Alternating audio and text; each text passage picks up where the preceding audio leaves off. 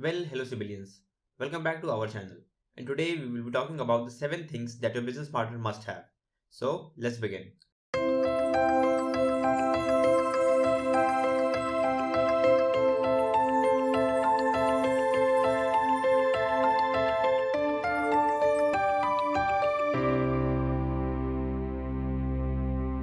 Now, partnership is a prerequisite that an entrepreneur needs to have if he or she is looking to win in the long term. And by that, we don't mean that a person alone can't build a successful business. But as we all know that starting a business is no easy task and you need to wear multiple hats in the startup phase. And you just can't be perfect in each and every task. Well, until and unless you are John Wick, which is almost impossible. To compensate the areas that we lack strength in, we need another person who have expertise in the same area, and that's how a partnership is born. But is that all to partnership? Absolutely not. When you're making someone your partner, it means he or she also have some share in the business that you're building, but that's just common sense, isn't it? We know it will sound strange, but think of partnership as a marriage. Not literally, but you need to look for certain features in a partner just like you look for them in your future spouse. Now, we will give you 7 traits that you should be looking in a partner. And the first one is hunger. Now, you would have heard this quote a lot that a wolf climbing the hill is much hungrier than the one at the top. With this, you might have gotten the idea that to win big, you gotta need the hunger, or else you might not be able to outwork or outsmart your competition, or you may feel content with just small victories. You got to have the hunger because you started it all in the first place. But what about your partner? Is he or she hungry at all, or their ambitions are too small? To clear this doubt, you need to talk to them about your ambitions and long term plans in advance. If they think it's too big of a task for them, then you can call them sayonara. Now, the second thing is your synergy with them. Partnership is not a yearly contract and it can go longer than that. Maybe it can last even a lifetime. So make sure you and your partner have some frequency. Although diversity is obviously a bonus in any team, but thought frequency has to be as near as possible to one another, or else you will find each other at opposite ends almost each and every time. And this is not a sign of a healthy partnership, right? At first, this doesn't sound that much important, but believe me, it helps a lot in building those synergy points because now you will have something to talk about other than just work, which will strengthen your bond as partners. And this in turn will ultimately benefit the startup that you're building. On the other hand, you can agree on the weirdest type of things. For example, you may both like to watch a particular sports or maybe specific types of movies, and this may also help in improving your bond with each other. Now, the third point is work ethic.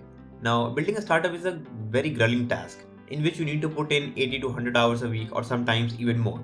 But if your partner can deliver that kind of work ethic, then the startup scenario is not for them. Because as we all know that extraordinary results require extraordinary efforts.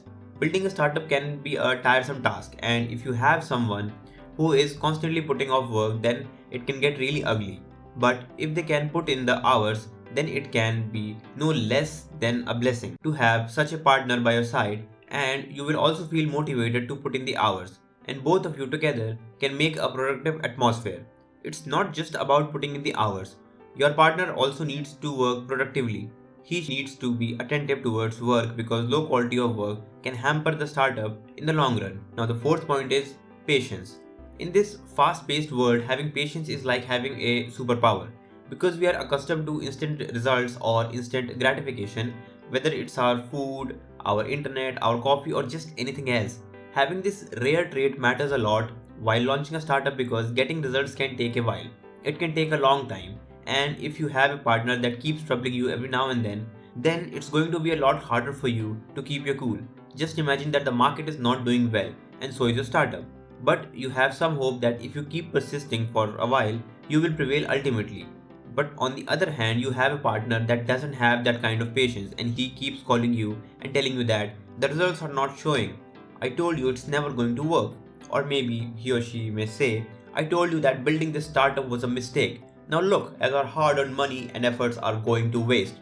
You probably would have felt annoyed just by listening to that. Now just imagine how much you will be bothered if someone actually keeps telling you that it's not going to work every time you meet just because the results aren't showing right away. Just imagine. Now the fifth point is learning attitude. Now there is a quote that goes like continuous learning is the key to success. But what if only you believed in this and not your business partner? While you're reading books and listening to podcasts, he or she is busy binge watching Netflix or playing video games. It may also be possible that when you confront them about this matter, they may say, yeah, I know about this, or yeah, I have read this about somewhere. These are just some examples, but consider them coming from our own personal experiences. It may not seem like a big deal at first, but as time passes by, you who kept on educating yourself, kept on expanding his or her horizons wider than your partner can even imagine, then this can become the basis of your differences in opinions. You can now see and imagine the things which you couldn't before. But on the other hand, your partner remains the same and can even question your sanity for taking decisions like you take now, because they can't even comprehend what you are thinking because you left them behind ages ago. Now, the sixth point is motive. Everyone has their own motives to join a startup, and yes, monetary benefit is one of them, but make sure that that's not the only one. Those who have only money as their end goal may end up harming your startup and the partnership in the long run. I'm not saying that it has to be something as big as saving the world from poverty, but it also doesn't have to be only about money. Because you can earn money pretty fast by adopting some shady things in your business, or you may exploit some loopholes in the government policies just for the sake of earning some quick cash. This might seem attractive to your partner who is driven entirely by the desire of money, but you who have other motives as well can see that these acts can harm the business in the long term. And then when you present your views, clashes are bound to happen, which is the worst case scenario, can result in dissolving the partnership and ending your business with immediate effect. Now, the last but not the least, the seventh point is leadership skills.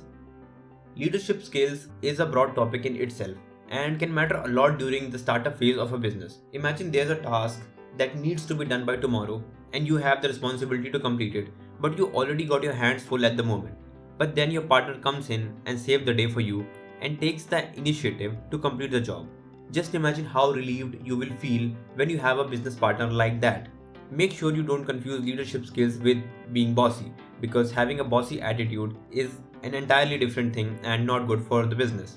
Leaders lead by example, but on the other side, those with bossy attitude know only how to throw their weight around instead of completing the task. They keep complaining about how it should have done or they should have completed the task. And now we get to the conclusion of this video. Now, partnerships can make or break your business because you and your partner are the ones who lay its very foundation. And if it's weak, then no matter how much money you throw in your business, it won't succeed. Having a great partner can be a blessing, but having the wrong kind of partner can be nothing less than a hell for you to endure. And by a wrong kind of partner, we don't mean that they are a bad person altogether. It's just that they don't have the necessary skills that are required to be your partner. They may prove a great addition to an organization where their skills or visions are more aligned. Well, that's it for today, guys. If you enjoyed our content, then please like, comment, share, and subscribe. Thank you for being with us until the end, and we'll meet you in the next one. Thank you.